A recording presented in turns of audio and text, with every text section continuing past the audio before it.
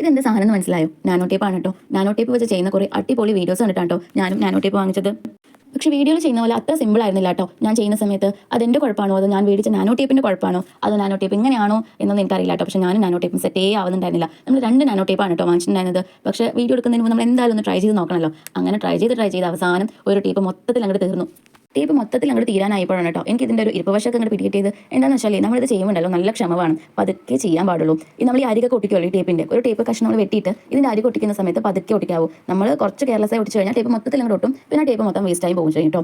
ഇനി നിങ്ങൾക്ക് nano tape വാങ്ങാൻ നല്ല പ്ലാൻ ഉണ്ടെങ്കിൽ കുറച്ചുകൂടി വീതി കൂടിയ നാനോ ടേപ്പ് കിട്ടും. അത് വാങ്ങാനായിട്ട് ശ്രദ്ധിക്കാം. അത് ചെറുതായത് കാരണം തോന്നുന്നു എനിക്ക് ഇങ്ങനെയൊക്കെ സംഭവിച്ചത്. പിന്നെ ഇതിൻ്റെ മുകളിൽ സ്റ്റിക്കർ എടുക്കുമ്പോഴും നമ്മൾ കുറച്ച് പതുക്കെ എടുക്കുക, അല്ലെങ്കിൽ ആ ടേപ്പ് കൈയോടെ അങ്ങോട്ട് പോരും കേട്ടോ. പിന്നെ നമ്മൾ 1 മിനിറ്റോളം ഡ്രയർ ഉപയോഗിക്കണം എന്നാണ് കേട്ടോ ഞാനൊരു വീഡിയോയിൽ കണ്ടത്. പിന്നെ അവസാനം എന്താ എല്ലാം സെറ്റായിട്ടുണ്ട്. നമ്മളിത് വീർപ്പിക്കാൻ പോകുകയാണ് കേട്ടോ. കുറച്ച് ഒരു ശക്തി കൊടുക്കണം. പിന്നെ വീർപ്പിച്ച് കഴിഞ്ഞാലോ ഇത് നമ്മൾ നല്ല ശക്തിയായിട്ട് പിടിക്കണം, അല്ലെങ്കിൽ കാറ്റ് നമ്മുടെ സ്ട്രോയിനുള്ളിൽ കൂടെ പുറത്തേക്ക് വരും കേട്ടോ. അപ്പോൾ അത് നമ്മൾ ഒന്ന് ശ്രദ്ധിക്കണം. അവസാനം ഞാനിതാ നാനോ ബബിൾ ചെയ്തെടുത്തിട്ടുണ്ട് കേട്ടോ. നല്ല ക്യൂട്ടാണിത്. അപ്പോൾ നിങ്ങൾക്ക് വീഡിയോ ഇഷ്ടപ്പെട്ടാൽ ലൈക്ക് ചെയ്യുക, ഷെയർ ചെയ്യുക, സബ്സ്ക്രൈബ് ചെയ്യുക.